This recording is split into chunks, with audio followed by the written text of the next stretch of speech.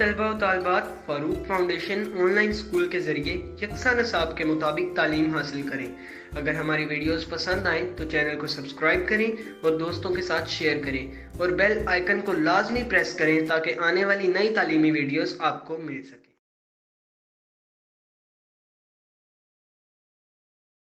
Assalamualaikum students. Here I'm teacher of physics class 10th.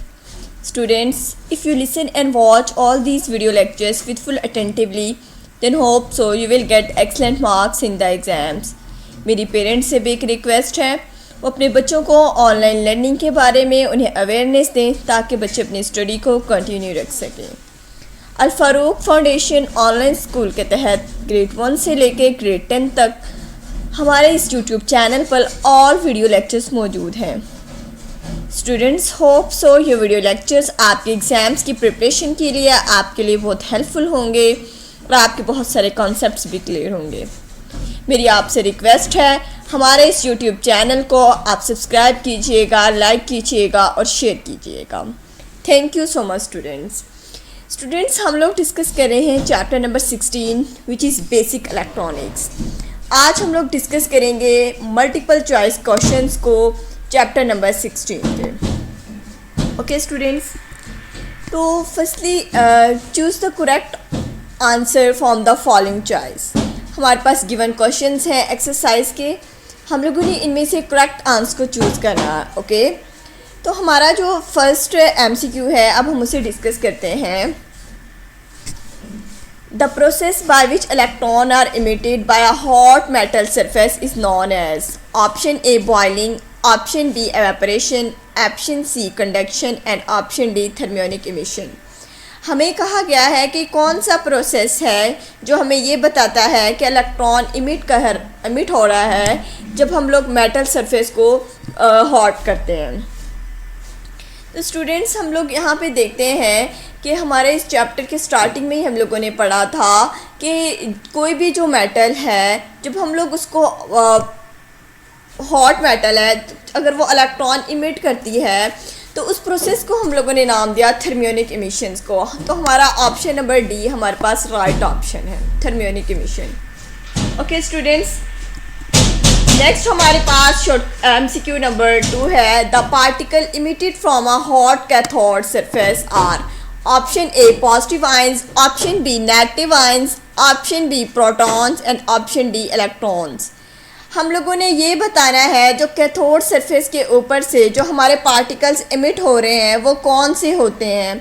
Either वो positive ions होते हैं, negative ions होते हैं, वो प्रोटॉन्स होते हैं या फिर वो इलेक्ट्रॉन्स होते हैं।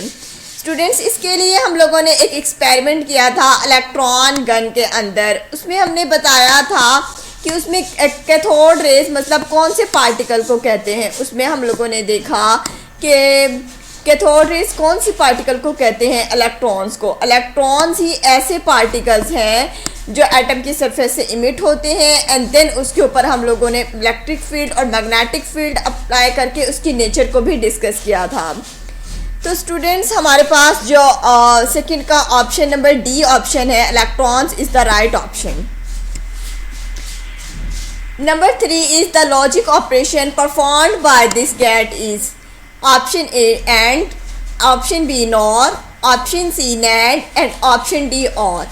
हमें एक लॉजिक गेट दे दिया गया है और हमें इससे ये पूछा गया है कि ये कौन सा ऑपरेशन परफॉर्म करके दिखाएगा। तो स्टूडेंट्स, अगर हम लोग यहाँ तक इसको देखें, ठीक है, ये D है एंड का यहाँ तक, ठीक है। अब नॉट क्या होता है, नॉट में एक हमारे पास सर्कल लगा देते हैं, ठीक है। डी के आगे हम लोगों ने एक बबल बना दिया तो ये हमारे पास जो गेट बन गया, ये हमारे पास जो गेट है वो हमारे पास नैंड गेट है। यानी इस गेट से हम लोगों ने नैंड और गेट का जो ऑपरेशन है वो परफॉर्म होगा, ठीक है। ये हमें नैंड ऑपरेशन प्रोवाइड करेगा। ओके स्टूडेंट्स, तो हमारे पास जो ऑप्शन नंबर सी है वो हमारे पास करेक्ट ऑप्शन है।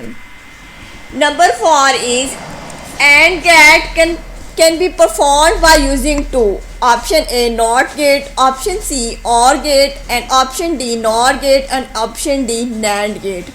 हमें कहा गया है कि एंड गेट किन दो को कंबाइन कर रहे हैं कि उनका आंस हमारे पास एंड गेट के इक्वल है। पहले हमें कहा गया है कि नॉट गेट, नॉट गेट क्या होता है, जो हम लोग इनपुट दे रहे हैं वो उसको इन्वर्ट कर देता है। ठीक है, लेट्स सपोज हमारे पास इनपुट 1 थी तो वो इसको इन्वर्ट करके 0 कर देगा।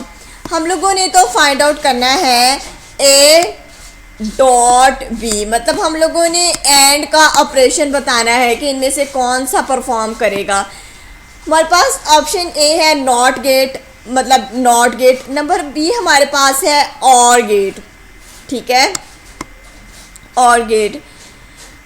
एंड सी हमारे पास ऑप्शन है not gate and option D हमारे पास है नैंड गेट। अब हम यहाँ डिस्कस करते हैं। हम लोगों ने यहाँ पे ए डॉट बी है, अगर हम इन सब को देखें कि इन सब में से किस में से देखें हमारे पास ए डॉट बी आ सकता है।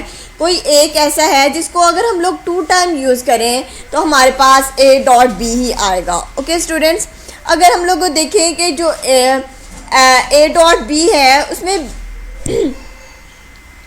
ए डॉट बी है तो हमारे पास उसमें इन्वर्ट हो जाएगा नॉट गेट में। नॉट गेट तो हमारा पॉसिबल आंसर नहीं हुआ। नेक्स्ट वन हमारे पास है और गेट। ठीक है, ए और गेट में हम लोगों ने डिस्कस किया ए प्लस बी, तो स्टूडेंट्स ये भी हमारे पास नहीं हुआ। नॉट गेट हमारे पास है ए प्लस बी का बार। ठीक है, तो और ए प्लस बी का बार ये हमारे पास नॉट गेट, ये भी हमें एक्सप्रेशन एंड गेट का नहीं देखा। नेक्स्ट वन हमारे पास है नैंड गेट। नैंड गेट को हम लोग देखते हैं, नैंड गेट को हम लोग जस्ट यहाँ मेंशन कर लेते हैं। नैंड गेट में फिट्स के लिए हमारे पास एक्सप्रेशन देता है ए डॉट बी बार।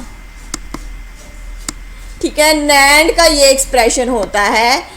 ए डॉट बी आ सकता है अगर हम लोग इसको किसी और तरह से मॉडिफिकेशन करवा दें तो हमारे पास एंड का ऑपरेशन बन सकता है। और वो किस तरह से बनेगा, लेट्स सपोज स्टूडेंट्स हमारे पास जो नैंड है वो क्या शो करता है, इसमें हमारे पास 2 इनपुट्स हैं। ठीक है, अब स्टूडेंट्स इसके आगे अगर हम लोग एक और नैंड गेट लगा दें, ठीक है, अगर हमें ए डॉट बी ही चाहिए तो हम लोग क्या करते हैं कि एक और नैंड गेट लगा देते हैं। ठीक है, लेकिन अगर इसकी इनपुट्स किस तरह से हम लोग देंगे कि जो दोनों इनपुट्स हैं वो सेम होनी चाहिए। ठीक है, अगर हम लोग इस तरह से कर दें कि इसके ऊपर हम लोग कोई एक और इनपुट लगा दें, लेट्स सपोज कोई हम लोग एक और इनपुट बी लगा दें, तो ये ऑपरेशन अगेन हमारे पास बन जाएगा ए डॉट बी बार का।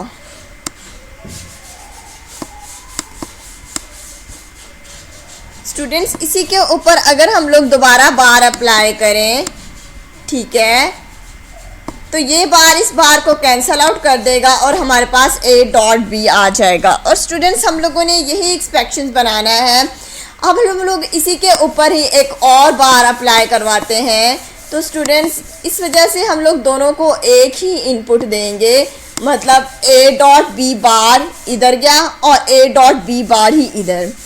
ठीक है, अगर हम लोग एक ही इनपुट दोनों को प्रोवाइड करते हैं, ठीक है स्टूडेंट, जो हमारे पास आउटपुट भी वही आती है। ठीक है, लेकिन हम लोग नैंड अप्लाई कर रहे हैं तो इसके ऊपर एक और बार अप्लाई होके आंसर आ जाएगा। ठीक है, यहाँ पे हम लोग एक ही इनपुट अप्लाई करेंगे। अब 2 बार तो हमारे पास कैंसिल आ जाता है और हमारे पास ये आंसर आ जाता है ए डॉट बी। ठीक है, अगर हम लोग नैंड को 2 बार यूज़ करें तो हमारे पास ऑप्शन आता है नैंड गेट।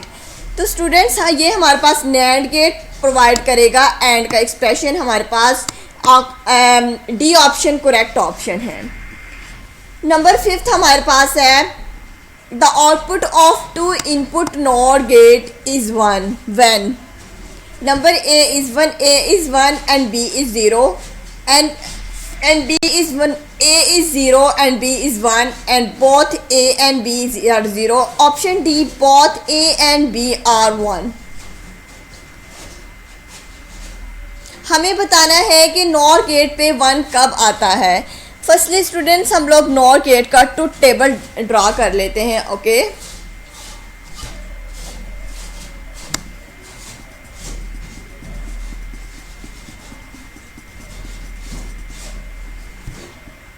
हम लोगों ने दो इनपुट्स लेनी है, ठीक है, और उसका हम लोग फर्स्टली नॉर गेट का टेबल ड्रा करने लगे हैं। ओके स्टूडेंट्स,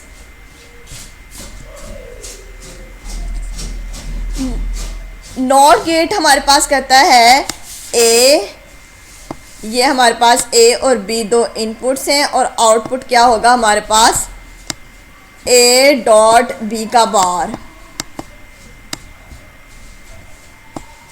अगर हमारे पास इनपुट ज़ीरो है और बी इनपुट भी ज़ीरो है तो बार अप्लाई करने की वजह से हमारे पास 1 आ जाएगा।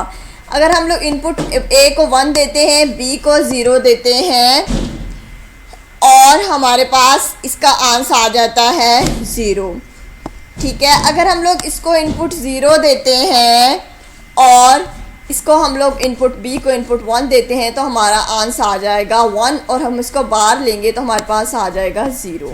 ओके स्टूडेंट्स, नेक्स्ट वन हमारे पास है, अगर हम लोग ए की इनपुट 1 लेते हैं और बी की इनपुट भी 1 लेते हैं तो हमारे पास 1 आंसर आ जाएगा, तो उसका हम लोग इन्वर्ट लेंगे तो हमारे पास 0 आंसर आ जाएगा। अब स्टूडेंट्स, ये हमारे पास अगर उस सूरत में हमारे पास आउटपुट 0 होगी जब हमारे पास दोनों इनपुट्स की वैल्यू 0 होंगी। उस सूरत में हमारे पास आउटपुट की वैल्यू 1 होगी जब हमारे पास दोनों इनपुट्स की वैल्यू 0 होंगी। ओके स्टूडेंट्स, तब हमारा जो नॉर ऑपरेशन है 1 आंसर शो करेगा। तो ये था हमारे पास फिफ्थ आंसर। तो हमारे पास जो सी है, when A and B are 0 तो हमारे पास आउटपुट की वैल्यू 1 होगी, तो हमारे पास सी ऑप्शन करेक्ट होगा। नंबर 6 है हमारे पास x is equal to A dot B, then x is 1 when A option है हमारे पास A and B are 1 and option B हमारे पास है ए और B is 0 and option C हमारे पास है A is 0 and B is 1 and option D हमारे पास है A is 1 and B is 0। हमने बताना है ए डॉट बी 1 किसको देगा, ए डॉट बी किसका ऑपरेशन है, एंड का, ठीक है। फर्स्टली हम लोग ट्रूथ टेबल ड्रा कर लेते हैं। ट्रूथ टेबल हमें क्या बताता है, हम लोग इसको रेज कर लें, देन हम लोग ट्रूथ टेबल ड्रा करते हैं।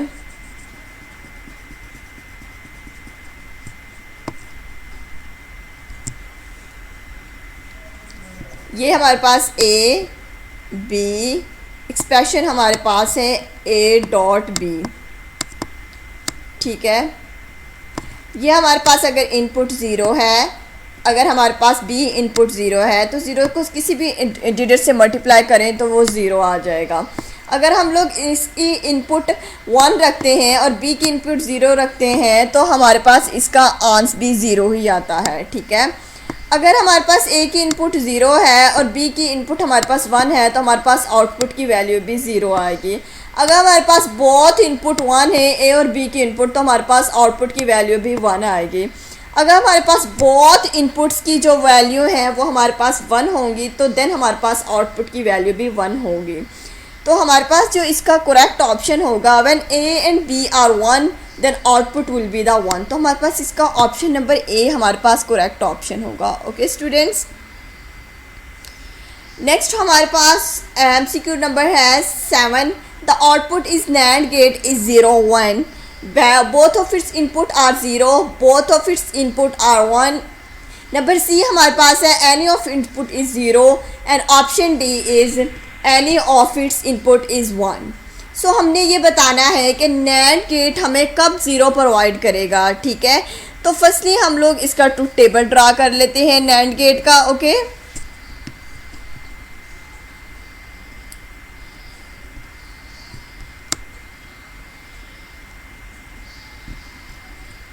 हम लोग NAND गेट का ट्रूथ टेबल ड्रा करने लगे हैं। ओके स्टूडेंट्स, NAND गेट क्या होता है, अगर हम लोग एंड का इन्वर्ट कर दें, मतलब ए डॉट बी का बार अगर हम लोग इसको इन्वर्ट कर दें तो ये हमें देता है NAND गेट, ठीक है। अगर हम लोग इसमें ए की इनपुट 0 रखें, बी की इनपुट भी 0 रखें तो इसको इन्वर्ट करें तो हमारे पास आंसर आएगा 1। अगर हम लोग ए की इनपुट 1 रखें, बी की इनपुट 0 रखें तो हमारे पास 1 आंसर आएगा, देन उसको इन्वर्ट करेंगे तो हमारे पास 0 आ जाएगा। अगर हम लोग ए की इनपुट 0 रखें और बी की इनपुट 1 रखें तो हमारे पास जो आंसर आ जाएगा वो 0 आ जाएगा इन्वर्ट करके। अगर हम लोग ए की इनपुट 1 रखें, बी की इनपुट भी 1 रखें और हमारे पास जो आउटपुट की वैल्यू इन्वर्ट होके आएगी वो हमारे पास 0 आ जाएगी। तो हमारे पास स्टूडेंट्स, हमारे पास अगर बोथ ऑफ इनपुट्स हमारे पास 1 होंगी तो तभी हमारे पास 0 आंसर शो करेगा, ठीक है। तो यही हमारे गिवन था कि अगर हमारे पास output of the NAND gate is 0, अगर हमारे पास आउटपुट NAND गेट की 0 होगी तो इनमें से कौन सा ऑप्शन करेक्ट ऑप्शन होगा। तो स्टूडेंट्स हम लोगों ने देखा बोथ ऑफ इनपुट्स आर 0, अगर दोनों इनपुट्स 0 होंगी तो हमारे पास आंसर 1 आ जाएगा, तो ये भी कैटेगरी नहीं बनती। ऑप्शन अगर हम लोग बी देखें तब बोथ ऑफ इनपुट्स आर 1, अगर दोनों इनपुट्स 1 हो तो हमारे पास आउटपुट की वैल्यू हमारे पास 0 आ गई। ऑब्वियसली हमारे पास बी ऑप्शन करेक्ट ऑप्शन है गया। स्टूडेंट्स ये था हमारा आज का टॉपिक जिसमें हमने MCQ को डिस्कस किया चैप्टर नंबर 16 के। ये बहुत इंपॉर्टेंट MCQ हैं, आप लोगों ने इनको ध्यान से रीड आउट करना है। होप सो ये आपको बहुत अच्छे से समझ आ गए होंगे। स्टूडेंट्स हमारे इस YouTube चैनल को आप सब्सक्राइब कीजिएगा, लाइक कीजिएगा और शेयर कीजिएगा। Thank you so much students. अल्लाह हाफिज़।